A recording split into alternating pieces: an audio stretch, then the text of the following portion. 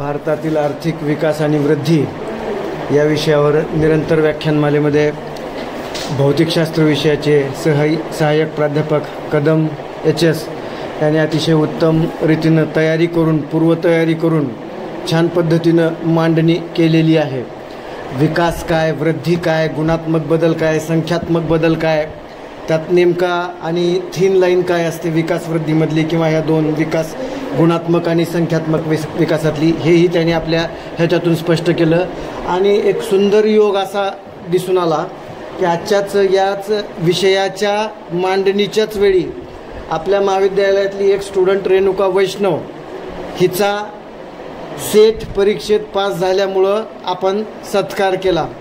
दोन्हीचं correlation अशा पद्धतीनं मी सांगू इच्छितो की देशाचा विकास असेल, वृद्धी असेल, ती विकास किंवा वृद्धी ही उपलब्ध रिसोर्सेसचा, आपल्या देशामध्ये असलेल्या उपलब्ध साधनांचा आपण कसा वापर करतो, किती पद्धतीनं वापर करतो, कशा पद्धतीनं वापर करतो, किती प्रमाणात वापर करतो, यावर विकास आणि वृद्धी अवलंबून असते.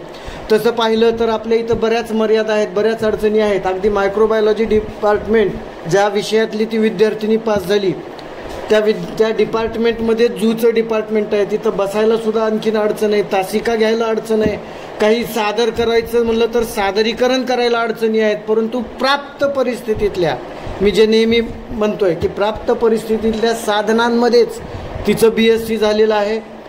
कोरोना पिरियडमध्ये 2 वर्षातील MSc झालेलं आहे आणि आज ती सेट पास झालेली आहे.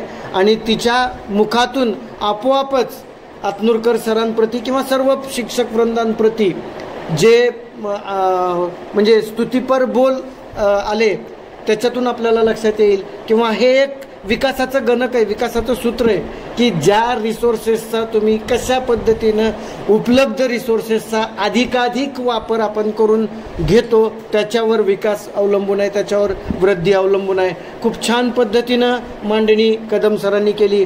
मोफत योजनांविषयी बोलणं झालं की मोफत योजनांचं वास्तव हे आहे सर. जरी तुम्ही म्हणालात की 8 तास काम केल्यानंतर त्या महिलेला 250 रुपये मजुरी मिळते, परंतु दुसऱ्या साईडला मोफत योजनांचं वास्तव हे आहे की म्हणजे शेतामध्ये शेतीच्या पिरियडमध्ये काम करायला मजूर उपलब्ध होत नाहीत, कारण त्यांना सर्व काही मोफत मिळालेलं आहे.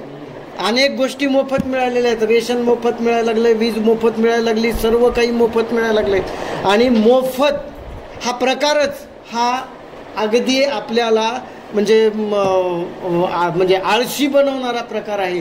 हा कोणत्याही देशाचा विकास हा त्या देशातल्या आत्ता सांगितल्याप्रमाणे रिसोर्सेसचा वापर आणि दुसरी गोष्ट त्या देशातील परिश्रमावर अवलंबून असते, कष्टावर अवलंबून असते. परिश्रमातून संपत्ती निर्माण होत असते.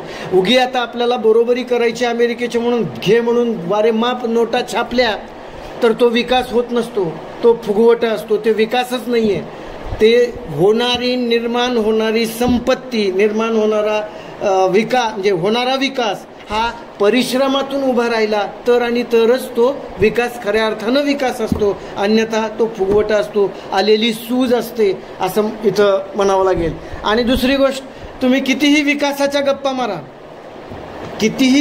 गप्पा मारा, एक वेळ दारिद्र्य कमी होईल, गरिबी कमी होईल, परंतु समाजामध्ये समता कधीही प्रस्थापित होणार नाही. हे कटू सत्य आहे. त्याचं उदाहरण एक थोडक्यात देतो. आपण आता इथं 25 जण आहेत. समता प्रस्थापित करायची म्हणून आपण सर्वांना इक्वल डिस्ट्रीब्युशन केलं, सर्वांना 1-1 लाख दिले तुमच्या ह्याच्याप्रमाणे. तुम्ही जे उदाहरण दिलं 1-1 लाख रुपये आज 6 ऑगस्ट 2024 रोजी सर्वांना समतेच्या पातळीवर आणायचं म्हणून आम्ही 1-1 लाख रुपये दिले. 7 ऑगस्टला काय होईल? कुणाचे 1 लाखाचे 1.5 लाख झालेले असतील. परफेक्ट त्याचा वापर करून तो काय गुंतवणूक करून 1 लाखाचं 1.5 लाख करेल, एखादा 1 लाखाचं 50,000 करेल, एखादा 1 लाख जसेच्या तसे ठेवून टाकेल. म्हणजे पुन्हा काय झालं 7 ऑगस्टला एकाकडे 50,000, एकाकडे 1 लाख, एकाकडे 1.5 लाख, एकाकडे 2 लाख, एकाकडे 10,000. असं परिस्थिती निर्माण होऊ शकते. म्हणून पोकळ विकासाच्या गप्पा, फाजील विकासाच्या गप्पा ह्या न मारता म्हणजे समता निर्माण म्हणजे समता हे जरी आयडियल प्रिन्सिपल असलं, आदर्श तत्व असलं तरी ती प्रस्थापित होणं कदापिही शक्य नाही. दारिद्र्य कमी होईल, गरिबी कमी होईल, परंतु समता प्रस्थापित होणं शक्य नाही. असो, खूप छान आणि चांगल्या विषयाला तुम्ही हात घातलेला आहे. बामणे सरांनी ॲज ए कोऑर्डिनेटर त्यांनी खूप म्हणजे टाईम टेबल तयार केलेला आहे. विषय येत नाही आहे म्हणून त्यांनी सर्वांच्या डेट्स दिलेल्या आहेत. त्या डेट्सला सर्वांनी, मला वाटते त्या डेट्सला आपण व्याख्यान द्यावं. आपल्या सर्वांच्या डिमांडनुसार चालू महिन्यामध्ये, श्रावण महिन्यामध्ये आपण हा सोमवारच्या ऐवजी हे मंगळवारी ठेवलेलं आहे. त्याच्यामुळं आता नेक्स्ट हे एवढा महिना संपेपर्यंत मंगळवारीच दुपारी 3ला व्याख्यान संपन्न होईल. पुढची तारीख जे असेल, आज आहे 6 तारीख, 6 13 तारखेला होईल. तर ज्याचं कुणाचं आहे की त्यांनी तयार राहावं. आपण ती व्हॉट्सॲपवरही मेसेज केलेला आहे. खूप छान पद्धतीनं